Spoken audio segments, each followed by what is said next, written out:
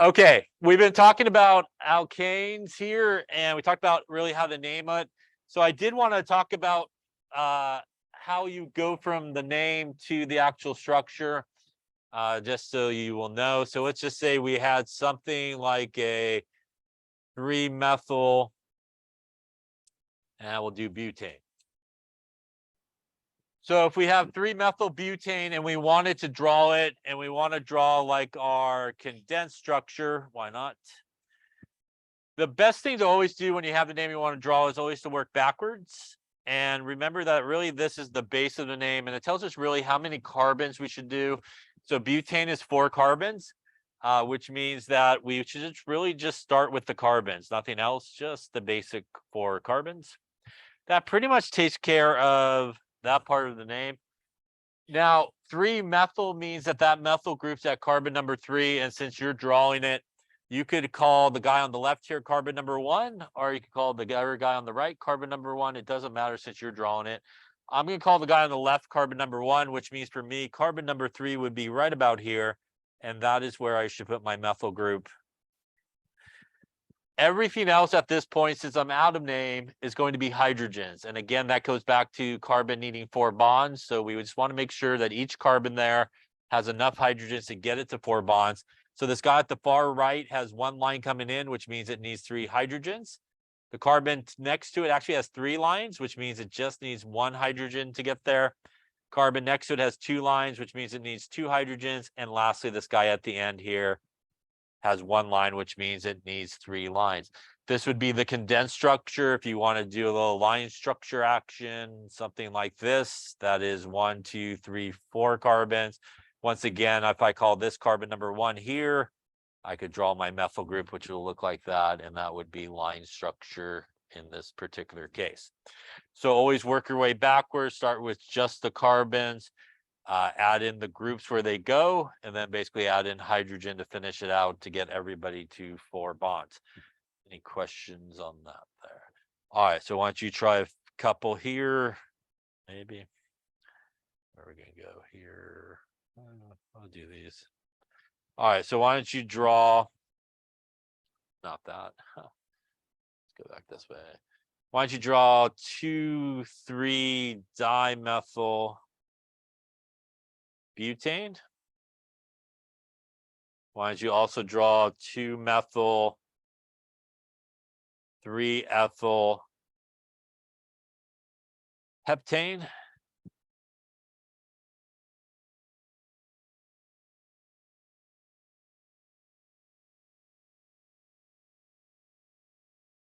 And why don't you draw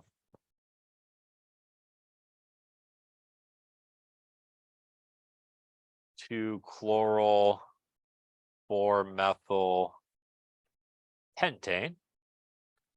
And while you're at it, why don't you name these guys here?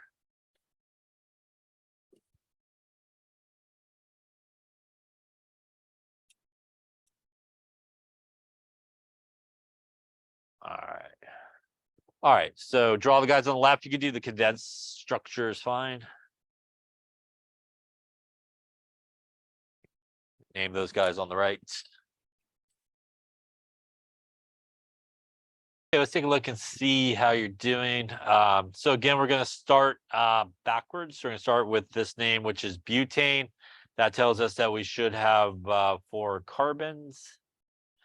That takes care of that. Dimethyl means we have 2 methyl groups in this compound. They are located at carbon 2 and 3. So for me, I'm again going to call this carbon number 1 here, which means that carbon number 2, I should have a methyl group. And a carbon number 3, which should be right next door, I should also have a methyl group. That takes care of all that.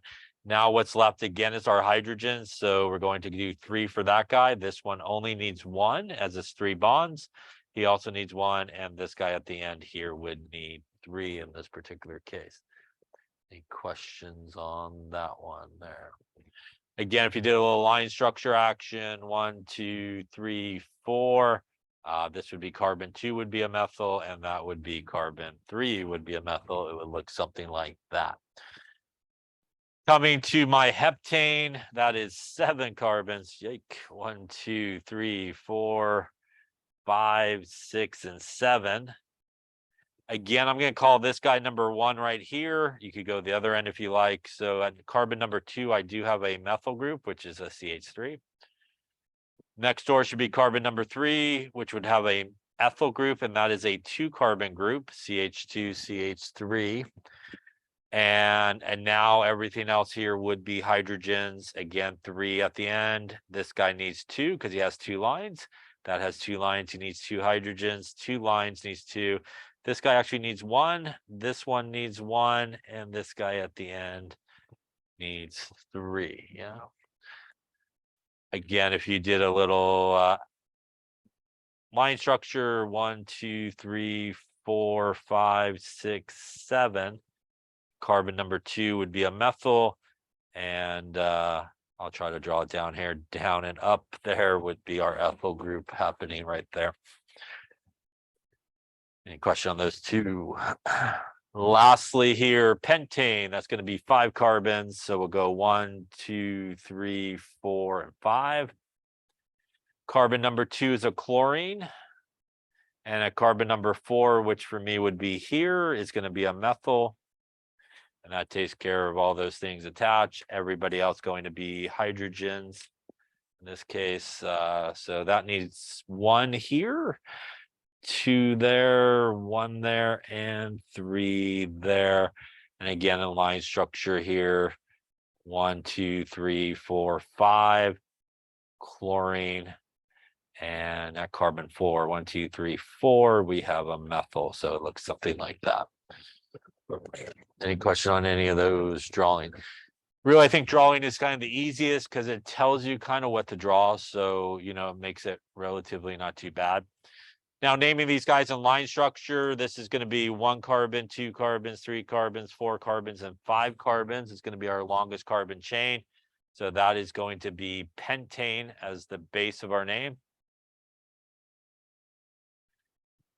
We have this guy here, which is a bromol group. And you could probably just see going left to right here will give it the smallest number. Obviously, if we go right to left, it's like 1, 2, 3, 4 instead of 2. So this would be 2-bromol pentane in that case. Yeah. Any questions on that one there? Longest carbon chain on the one on the bottom is perhaps 1, 2, 3, 4, 5, 6, 7, 8 going that way. Again, not always going to be the straightest. I think if we went straight, we have 1, 2, 3, 4, 5, 6, 7. So actually, it's that zigzag move there would be 8. I think I counted 1, 2, 3, 4, 5, 6, 7, and 8. So 8 is going to be octane as the base of our name. And in this case, if we call that carbon 1, carbon 2, carbon 3, carbon 4 is where that group is. And again, if we went the other way, it'd be 1, 2, 3, 4, 5. And that group, by the way, is 1 carbon there and 1 more carbon there, which is 2 carbons. So that's an ethyl group. And that would be 4-ethyl octane would be that name there, 4-ethyl octane.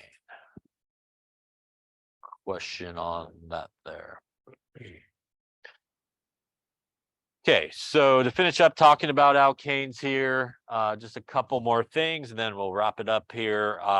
There's also, as we talked about earlier, cycloalkanes, and those are guys where basically the ends close up and make those geometrical shapes like the triangle, the square, if you will. This guy. This is, for example, 1 carbon, 2 carbons, 3 carbons. That's a single bond. And that's basically propane, but we just put cyclo in front of it. So that would be cyclopropane. Propane. This is basically 1, 2, 3, 4 carbons, which is butane. That would then be cyclobutane. This would be 1, 2, 3, 4, 5 carbons, which is based off of pentane. That would be cyclopentane. And this guy here, 1, 2, 3, 4, 5, and 6 carbons. That would be cyclohexane. Now, cyclohexane shouldn't be confused with what we saw earlier, which is benzene. Remember, benzene has the double bond, so those two are not the same thing. So they are different things. No double bonds is cyclohexane. Now, if you did have some type of group attached to it, you would name it. So if we had, say, a Cl attached to this would be chloral cyclopropane. We don't have to give the location of where this group is attached because it's assumed to be carbon number 1. This is what's sometimes referred to as being mono-substituted. There's just one group attached, and wherever that group may be on that ring would be carbon number 1 for sure. If you did have, for example, though, 2 things attached to one of these guys, like say here and maybe here, this would be a methyl group. This would be a bromol group. And we would need to give the numbers. And since we do put the groups in alphabetical order, we would probably want to give the bromine the smaller number as being number 1. And that would mean that our methyl group going clockwise here would be number 2. And putting those together, this would be 1 bromol dash 2 methyl cyclobutane. So if you do have multiple things attached to a cycloalkane, you do have to give the numbers. And again, alphabetical would go the smallest number. And you could actually go clockwise or counterclockwise in terms of numbering, whichever way will get you the smaller numbers. Any questions on that there? All right, to finish up our organic talk, let's just talk about 2 reactions that they undergo. And one you should be familiar with, they undergo combustion reactions. So basically, if you take an organic guy, like an alkane, and you add some oxygen to it, you get CO2 plus water, basically, right? Combustion because the oxygen is present. So if you do something like methane, like when you turn on the gas valve, plus some oxygen, a little CO2 and water, and a little balancing there would be good as well. The other type of reaction that alkanes undergo are what are referred to as substitution reactions. And in organic chemistry, there's a bunch of classes of reactions that occur. Substitution is one type. And in a substitution reaction, one thing goes off and another thing goes in its place. Addition reactions where 2 things get added, nothing really goes away, it's just 2 things get added. There's also elimination reactions as well. But in a substitution reaction for an alkane, it's pretty straightforward. If you take an alkane like this guy right here, and if we wanted to add like a halogen to it, like Br2, all of these hydrogens are equivalent hydrogens, which means they're basically all the same. So what happens in this type of reaction is one of the hydrogens go off and one of the bromines basically goes on and takes its place, hence the substitution part. Everything else remains the same on the molecule, so nothing changes. All that is the same. All those hydrogens still stay the same. The only additional thing is we're going to put the bromine on where that hydrogen came off. Now, since a hydrogen comes off and there's actually an extra bromine there, you will actually get HBr will come together as well, a little hydrogen bromide. So we have an alkane in this case, which is ethane. And we basically put a halogen on it. And this is what is sometimes referred to as a haloalkane because it has a halogen on it. And this would be bromol ethane. It could also work the same way for a cycloalkane. If you have a cycloalkane like cyclohexane, again, not normally drawn, but there's basically 2 hydrogens at each of those carbons. And if we do our bromine in this case, again, one of these would come off, one of these would go on in its place. And what we would end up with is basically the bromine over here. and our HBr in this case. So alkanes basically go through these substitution reactions where we eliminate a hydrogen, or not really eliminate, but basically substitute out a hydrogen and put it on there. In most cases, people usually will draw what is referred to as the mono-substituted product, which is what we have on that side, which basically means we just take off one hydrogen. Under certain conditions, you could pop off all those hydrogens and replace them with bromines, basically, if you let it go. But usually you just draw kind of the mono-substituted one on and one off type of deal. Any questions on that there? All right.